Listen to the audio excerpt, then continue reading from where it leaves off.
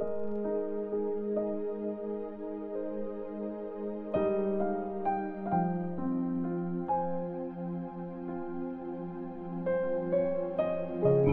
chapter 20.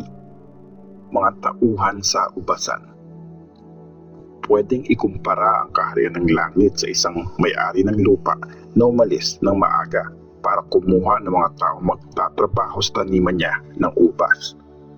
Nang mapagkasunduan na nila ang sweldo, isang silver coin sa isang araw, pinapunta niya na sila sa ubasan para magtrabaho.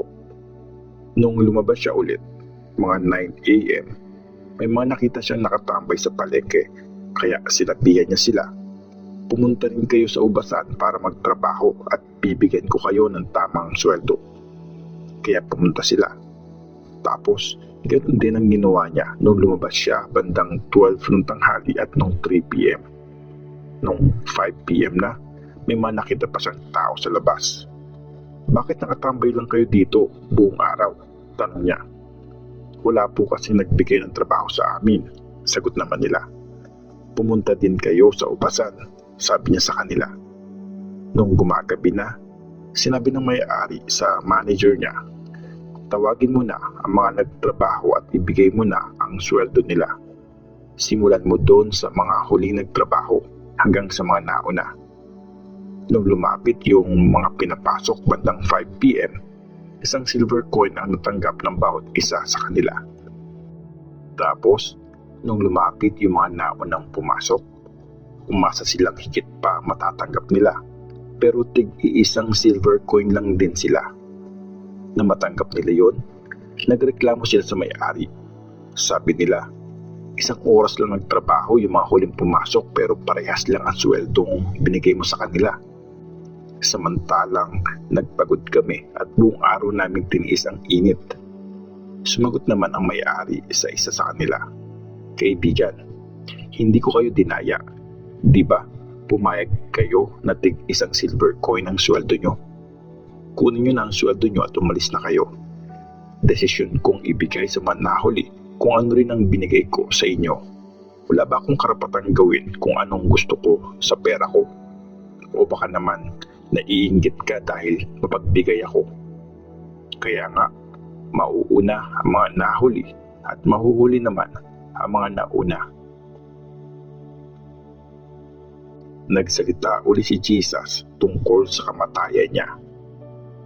Nung paakyat si Jesus sa Jerusalem, kinausap niya privately ang 12 disciples. "Makinig kayo. Pupunta tayo sa Jerusalem kung saan tatraydorin ang Son of Man. Ibibigay siya sa mga chief priests at sa mga teachers ng law at hahatulan siyang mamatay. Tapos, ibibigay naman siya sa mga Gentiles. Iinsultuhin siya, hahagupitin at ipapako sa krus. Pero sa ikatlong araw, bubuhayin ulit siya ng Diyos." Ang request ng nanay nina James at John. Lumapit kay Jesus ang asawa ni Zebedee kasama ang mga anak niya. Lumuhod siya sa harap ni Jesus para humingi ng pabor. "Anong gusto mo?" tanong ni Jesus sa kanya. Sumagot ang nanay, "Ipag-utos niyo po na ang mga anak ko ang uupo sa kanan at kaliwa niyo pag naghahari na kayo." At sinabi ni Jesus, "Hindi niyo alam kung anong hinihingi niyo. Kaya niyo bang tiisin ang paghihirap na mararanasan ko?" Sumagot naman sila, "Kaya po namin." "Oo, kaya niyo ang tiisin," sabi ni Jesus, "pero hindi ako ang magsasabi kung sinong uupo sa kanan o sa kaliwa ko. Naka-reserve lang ang mga pwestong yon sa mga taong pinaglaanan ng tatay ko." Nang marinig ito ng 10 disciples, sobrang nabadtrip sila sa magkapatid. Pero pinatawag sila ni Jesus at sinabi niya, "Alam niyo kung paano maghari-harian ang mga leader ng mga Gentiles at yung mga mapangyarihang leaders ang nasusunod. Huwag niyo silang gagayahin. Kung sino man sa inyo ang gusto maging dakila, dapat mag-serve siya. At kung sino man ang gustong mauna, ay dapat maging alipin niyo, kagaya ng Son of Man. Dumating siya hindi para pagsilbihan, kundi para mag-serve at ibigay ang buhay niya para iligtas ang marami. Pinagaling ni Jesus ang dalawang bulag.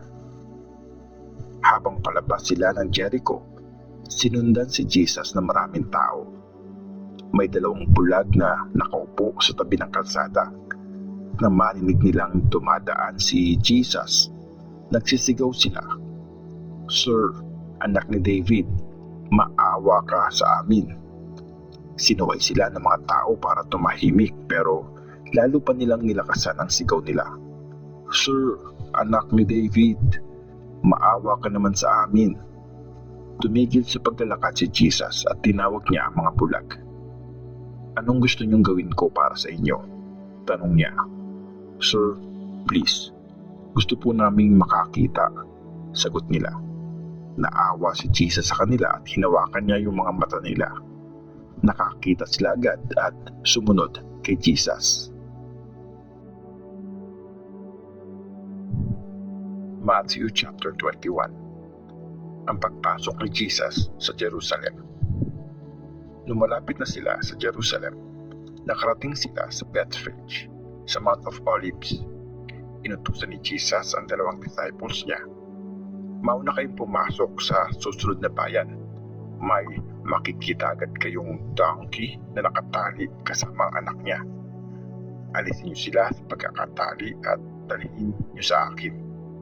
Kung may magtanong sa inyo, sabihin niyo lang, kailangan po ito ng master, at agad niyang ibibigay yon sa inyo." Nangyari ito para matupad ang sinabi ng prophet. "Sabihin mo sa city ng Zion, tingnan mo, dumarating ang iyong hari. Humble siya at nakasakay sa donkey, at sa batang donkey, yung anak ng donkey."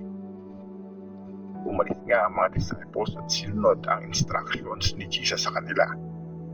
Dinala nila ang donkey at ang anak nito. Pagkatapos, nilagay nila ang mga damit nila sa likod ng mga ito at sumakay si Jesus dito. Maraming tao ang naglagay ng mga damit nila sa kalsada.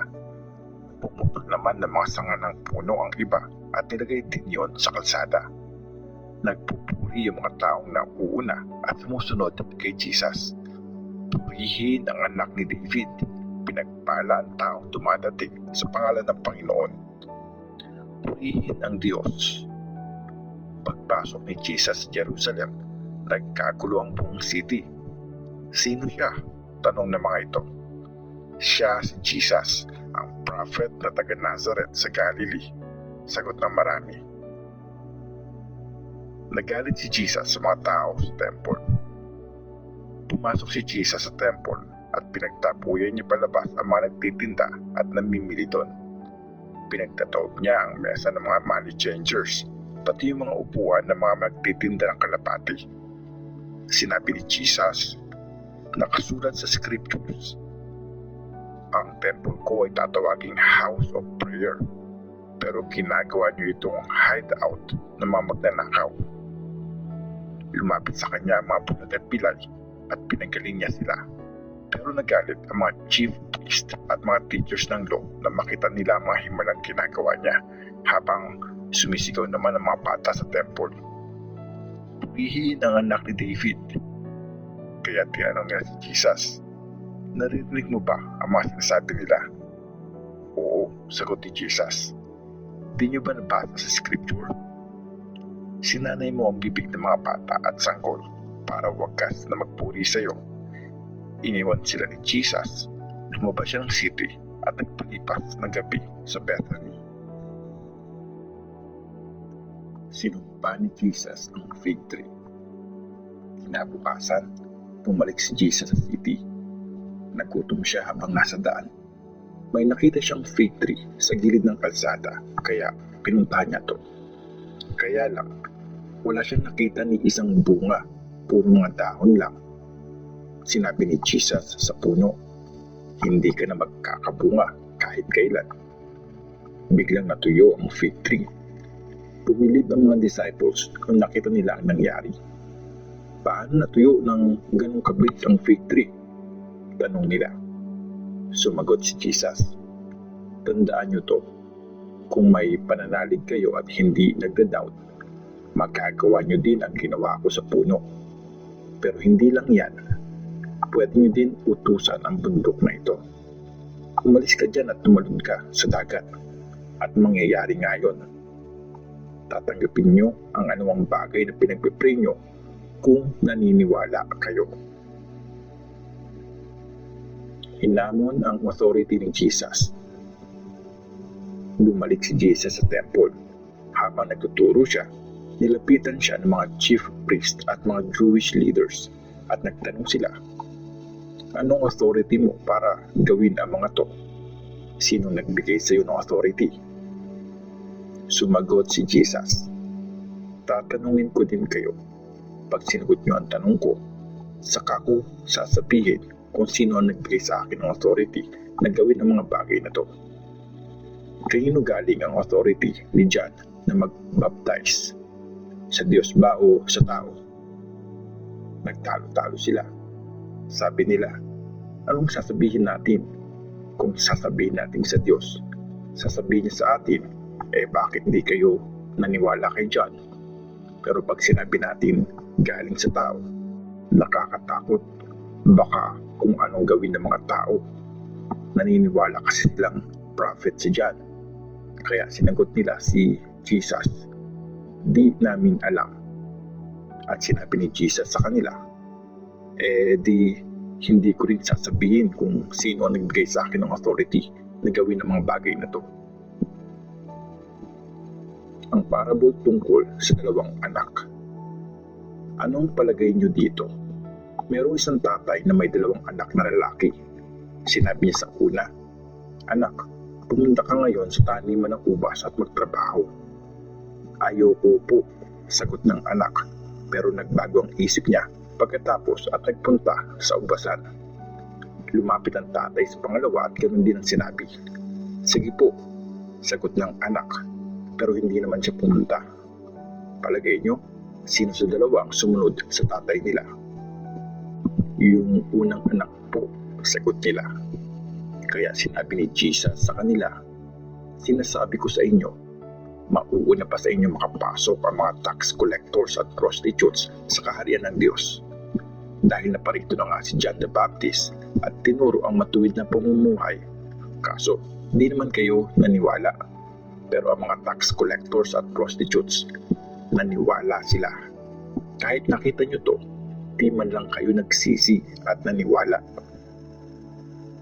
Ang parable tungkol sa mga nag-rent sa ubasan. Pakinggan nyo ang isa pang parable, sabi ni Jesus. May isang may-ari ng lupa na nagtanim ng ubas sa bukid niya. Pinakuran niya ang paligid nito at gumawa siya ng pisaan ng ubas. Tapos, nagtayo siya ng tore ng tagabantay. Pinarent ng may-ari ang ubasan sa ibang tao. Tapos, nag-abroad siya. Nung harvest time na, pinapunta ng may-ari ang mga tauhan niya sa mga nag-rent para kunin ang share niya sa harvest. Sinunggaban ng mga nag-rent ang mga tauhan. Binugbog yung isa, pinatay naman yung isa pa, at pinagbabato yung iba. Nagpadala ulit yung may-ari ng iba pang mga tauhan. Mas marami kesa sa nauna. Pero ganun din ang ginawa ng mga nag-rent sa mga yon. Sa huli, pinadala niya ang anak niyang lalaki. Naisip niya, sigurado ako na re-respetuhin nila ang anak ko. Pero nung makita ng mga nag-rent na paparating ang anak, nag-usap-usap sila. Ito ang tagapagmana. Tara, patayin natin siya para makuha natin ang mamanahin niya. Kaya sinunggaban nila yung anak, hinagi sa labas ng ubasan at saka pinatay. Sinabi ni Jesus, pag dumating ang may-ari, ano sa tingin niyo ang gagawin niya sa mga nag-rent sa ubasan? Sumagot sila, siguradong papatayin niya yung mga masasamang taong yun at ipaparet ang ubasan sa ibang taong magbibigay sa kanya ng share sa panahon ng harvest. At sinabi ni Jesus sa kanila, hindi niyo pa ba nabasa ang nakasulat sa scriptures? Ang batong ni-reject ng mga karpintero ang siyang naging pinakamahalagang bato sa lahat. Ginawa yun ng Panginoon Ang ganda talagang tingnan. Sabi ni Jesus, kaya sinasabi ko sa inyo, aalisin sa inyo ang kaharian ng Diyos at ibibigay sa mga taong sumusunod sa kalooban ng Diyos. Kung sino man ang bumaksak sa batong ito ay madudurog at mawawasak naman ang sino man na mabaksakan ito. Narinig ng mga chief priests at Pharisees ang mga parables at naintindihan nilang sila ang tinutukoy ni Jesus. Gusto sana nilang ipahuli siya pero natatakot sila sa mga tao dahil tinuturing ng mga tao na prophet si Jesus.